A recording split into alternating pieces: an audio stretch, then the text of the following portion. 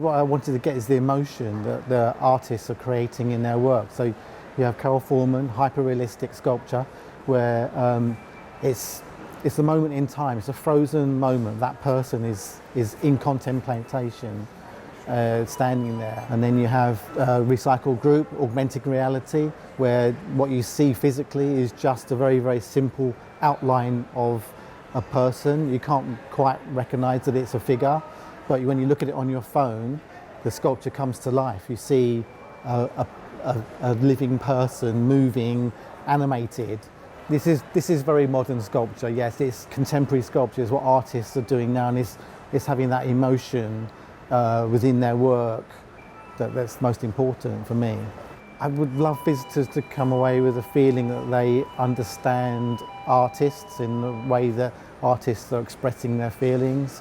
And this is very much a kind of intimate show. It's not just going to a gallery and seeing sculpture.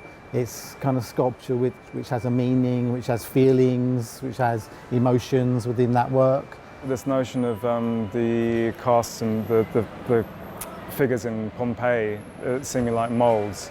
The idea of being able to fill those moulds and take out an impression of the person who left that space inside, to me seemed like recording a memory. And that when you're working with moulds, you have a finite life for the mould. After a certain while, it will be unusable, it will start to break down. And so in a way, for me, it was analogous of recording a memory. And every time you recall a memory, it becomes a bit broken, a bit distorted. And then your memory becomes a memory of a memory.